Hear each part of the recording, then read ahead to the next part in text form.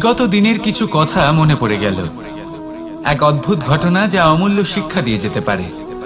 বিষয় হলো যক্ষের সাথে যুধিষ্ঠিরের কথোপকথন। একবার যক্ষ যুধিষ্ঠিরকে জিজ্ঞেস করলেন, ওনাকে বললেন যে আমার কিছু প্রশ্নের উত্তর যদি আপনি দিতে পারেন তাহলে আমি আপনার বাকি ভ্রাতাগণকে আবার জীবিত করে তুলব। সেগুলোর মধ্যে খুব গুরুত্বপূর্ণ আর কঠিন একটা প্রশ্ন ছিল, এই সংসারে সব থেকে শ্রেষ্ঠ আশ্চর্য কোনটি? এই প্রশ্ন আমি আপনাকে জিজ্ঞেস করছি। এবার কেউ বলবেন স্বর্ণ দ্বারা নির্মিত লঙ্কা, এটি হলো সংসারের সব থেকে বড় আশ্চর্য। কেউ বলবেন বরফে ঢাকা সেই পর্বত যা আকাশ স্পর্শ করে। কেউ বলবেন সেই সমুদ্র যার গভীরতা মাপা অসম্ভব ব্যাপার। কেউ বলবেন সেই বায়ু যা আমরা দেখতে পাই না কিন্তু তা আমাদের জীবন দান করে। সংসারের সব থেকে বড় আশ্চর্য কি, সেই প্রশ্নের উত্তর যুধিষ্ঠির দিয়েছিলেন, আর তা ছিল শ্রেষ্ঠ উত্তর এবং উচিত। উনি বলেছিলেন যে সংসারে প্রতিদিন কোনো ব্যক্তি জন্ম লাভ করেন আর কোনো ব্যক্তি মৃত্যুও লাভ করেন। এবার এই কথাটা সবাই জানেন, সবাই বোঝেন যে যখন জন্মেছি তখন কোনো একদিন আমিও অবশ্যই মৃত্যু লাভ করব। এবার যখন এই কথা প্রত্যেকটা মানুষ জানেন, তখন কেন প্রত্যেক মানুষ এই চিন্তায় থাকেন, এই নিয়ে কষ্ট পান, এই নিয়ে ব্যাকুল হয়ে থাকেন যে উনি একদিন মৃত্যু লাভ করবেন, তার থেকে দূরে পালাতে চেষ্টা করেন? বলেন যে আমি মৃত্যু লাভ করতে চাই না। কেন?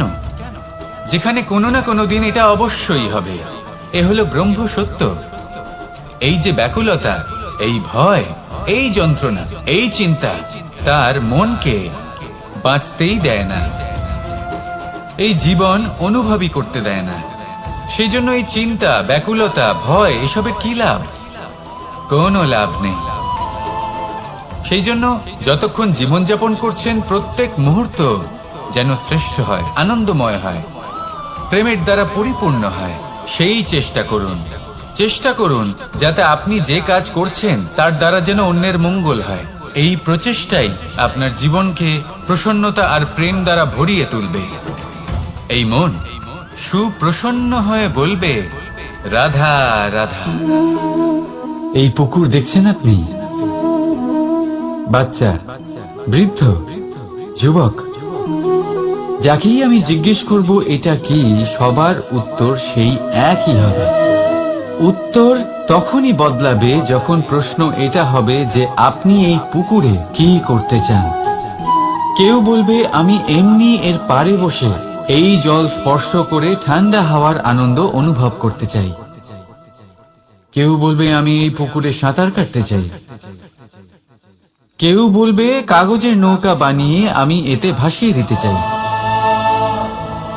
কেউ বলবে আমি মাছ ধরে নিজের জীবন যাপন করতে চাই, ইত্যাদি ইত্যাদি। আপনাকে একটা কথা বলে রাখি, আমাদের জীবনও এই পুকুরেরই মতন, একই রকম। কিন্তু আমরা এই জীবন নিয়ে কি করব সেই সিদ্ধান্ত আমাদের। এই পুকুরে আপনি মুক্তও পাবেন, আবার পাঁকও পাবেন।